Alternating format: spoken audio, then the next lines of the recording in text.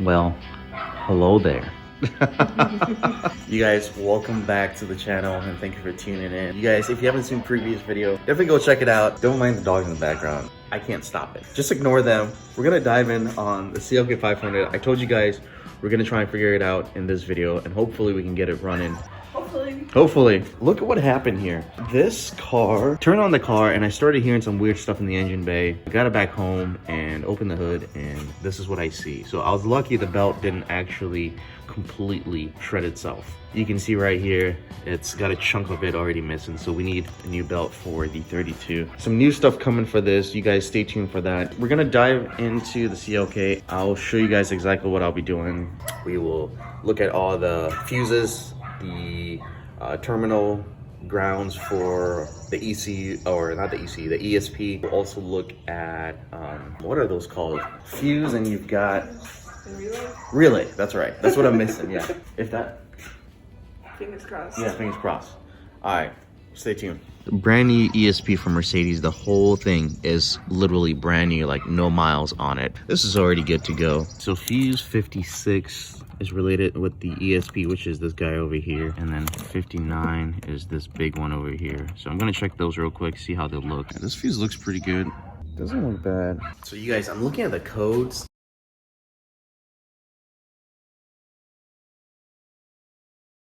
You guys saw what I just did. Cleaned the ground, checked the fuses and the relays, turned on the car, and it went into drive. I'm gonna go ahead and drive it, see if the codes come back. Honestly, I have a feeling it probably didn't fix it what we did because we didn't really do anything. For whatever reason also, no codes were in the dash. I don't think I cleared anything. We'll go out, we'll drive in the neighborhood. I don't have insurance on this, so it's just gonna be driving around in the neighborhood. I don't know if I got a cold start for you guys.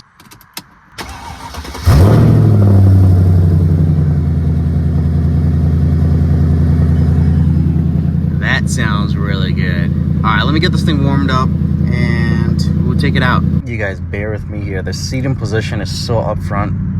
Monica moved the seating position all the way up this morning, and after that it told me lock driver's seat. So usually on the CLK coupe, if it's not locked, the seat controls won't work at all. So I am sitting all the way up in front here like so. That's why my view is so close to the steering wheel. Anyways, I've been driving for 6 minutes just around the neighborhood. Nothing yet. I will keep driving and we will see once this thing gets up to temp. Fingers crossed. What I did by tightening up the ground for the ESP fixed the issue. Codes are back. It took about 20 minutes. Let me show you guys real quick. Brake wear. Yeah, so can't move it out of park. I have my foot on the brakes. Yeah, can't move it out of park. While the car is on, let me see if I can disconnect the ESP module. I can move the wiring around. See if I get any sort of... Okay, so that's disconnected. Let's see if it throws any codes. Yeah, nothing. So yeah, it's the ESP. It's definitely not communicating. Even this getting unplugged and plugging it back in.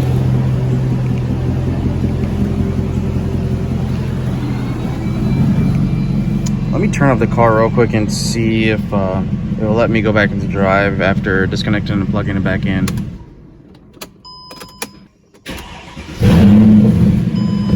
Oh, it lets me go into drive. So that's funny. All the codes are cleared. When you disconnect the ESP and plug it back in, turn off the car and turn it back on, it goes right into drive. So this guy right here, something going on.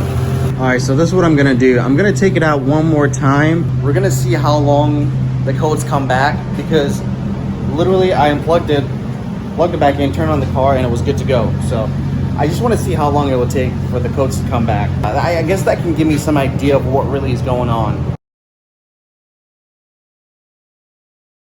So the shop replaced the ESP module with a brand new ESP module, but it doesn't say it ever got coded with the VIN, the car's VIN. So I'm thinking the car is trying to pull information from the ESP, but it's seeing it as a different ESP, so it's throwing it into limp mode. That's my best guess. So I have Jake coming over. He's got the Zentry software. I don't have that. I need to invest into that. So he's gonna come look at it, see if he can program it. He's also gonna do a little bit of some deep dive with Zentry to see where, you know, I'm not seeing the hidden issue with my scanner. So he's gonna scan everything, and he knows what he's doing with his entry, and go from there.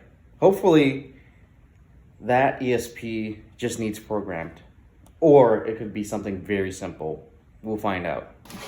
Oh, perfect. That's the old one, right? Yes. Dude, I'm so glad. This, does it do the same thing as a SAM where Basically, it's suck and blow. catches everything and then throws it to the new... Exactly. A bunch of relays. Yeah, a bunch of relays. All Mercedes like factory relays. No way. At least I got like decent Literally. parts. Wow. Look at the boxes. Yeah, yeah. Like they spent some money for. They spent a lot of money. Okay, so we're gonna do a quick test. Yeah, what are we- This is all loaded up, Okay. and we're just gonna get a baseline of what's going on. We're gonna see what faults we have. There's CAN communication faults. That could be due to potential water intrusion. Down here on each door sill, there's 2 CAN bus blocks, and whenever there's water intrusion anywhere, those are the first things to get hit, and they go bad all the time. They get full of water, all corroded. Oh. And once that board goes bad, you'll get an entire CAN network get shut down. Oh my So- goodness. All right. So we'll see what we're doing. The ESP. So there's definitely something going on with that. No CAN with ESP. ESP is freaking out. Where are you? What's this? There's ESP now. Check power supply stored. Oh, nice. Defective or not calibrated. Defective, not calibrated. For the Coding SRS? faulty. Yeah. Okay. So that's not fun. Someone tried messing with stuff. Oh yeah. Control unit defective.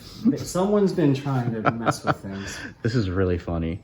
Alright, so everything is pointing to ESP. So we're gonna go back in there. I'm so happy that we have the old module. Yes. Maybe that module could still be good. So we're going out for a drive. We're gonna wait till it gets upset, and then we'll start data We're logging. gonna do another quick test. Okay. Because right now there's no faults. So whenever it gets upset, we can do another quick test and it'll bring up any faults there are. And then we can see what's actually going on. Okay, cool. This is pretty sweet. ABS. Yep. 5. Oh yeah, that's right. Alright.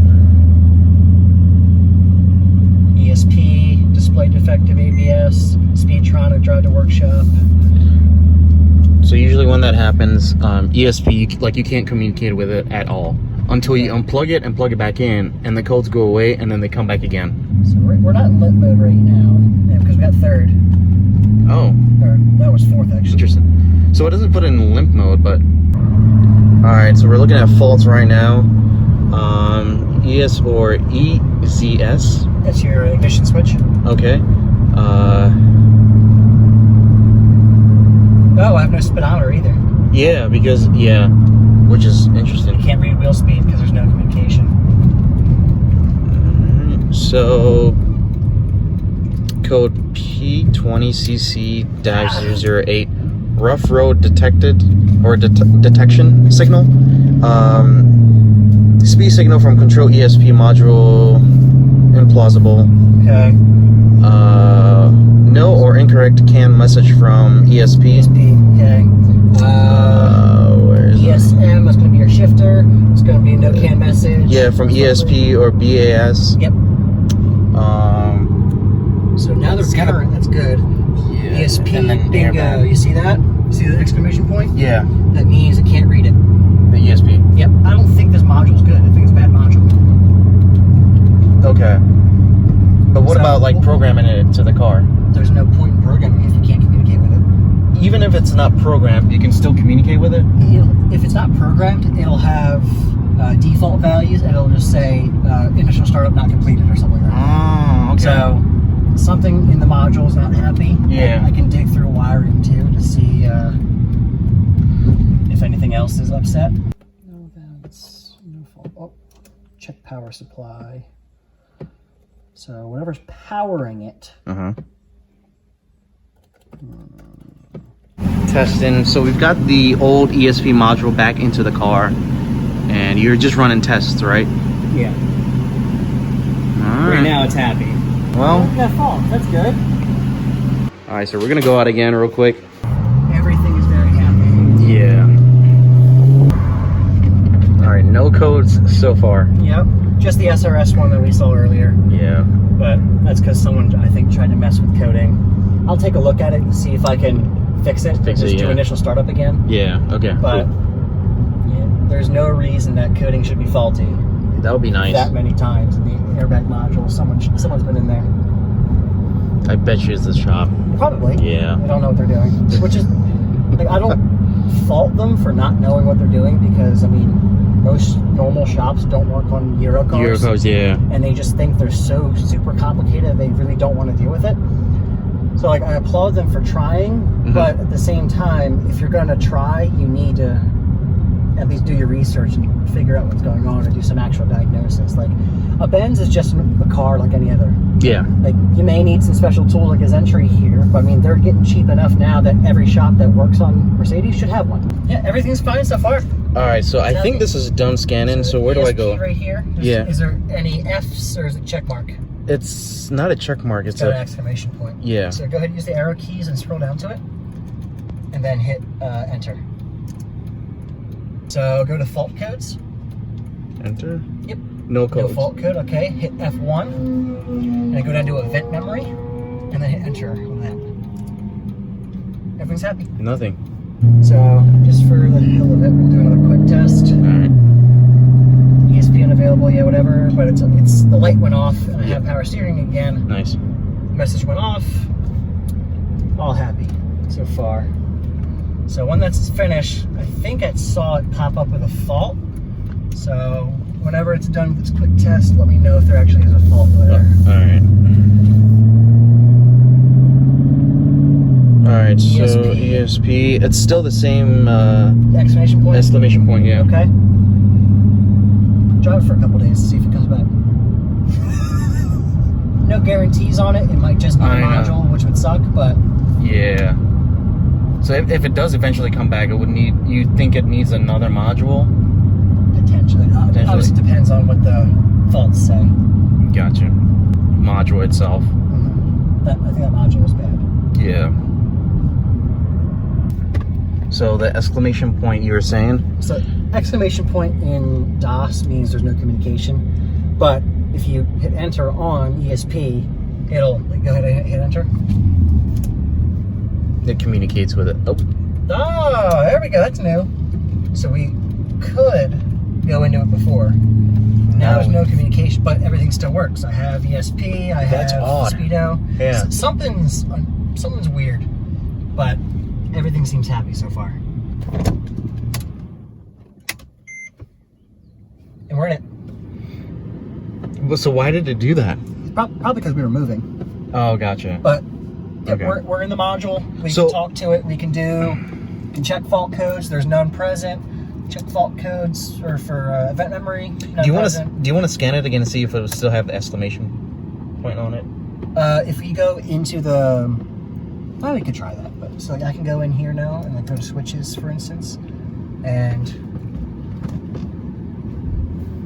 I have actual values. So it's communicating with the actual that's cool. module. Yeah. So I think just that new module's bad. And the old one was good, but for some reason. Why did they replace it? Yeah. So that's the $1 million question, isn't it? Yeah. Because I can still go out of gear. Well, because we're in it, right? Because we're in it, yep. Yeah. And now we're out of it. Do a quick test. He says diagnostic / rig test. Power steering is a little heavy still.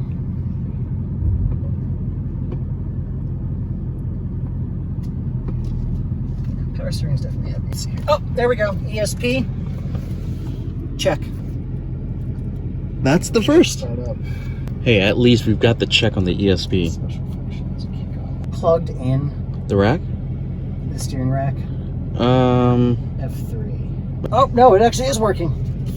I think it just had a bad module put in it for no reason. It's ready. It's all good to We go. have a fault in the ME. Okay. What does it say? Pull the airbox off. I don't think it's on correctly. Because we have cylinder faults for self-adaptation of mixture formation for both banks. Oh yeah. So either there's a vacuum leak, and you can feel it kind of being all lumpy. Either the airbox isn't on properly around the mass airflow, or the seal is missing, or one of those breather tubes is cracked or missing. So we got a check engine light. Whenever you get one like that fault, or those two faults at the same time on a 112, 113, 272, or 273, it's gonna be one of two things. So on the 272s and 273s, if the airbox is not installed properly, it will not seal around the mass airflow sensor, and it'll freak out. Speaking of the mass airflow sensor, it's loose. Second, which is more common on the 112s and 113s, is actually what we're having here.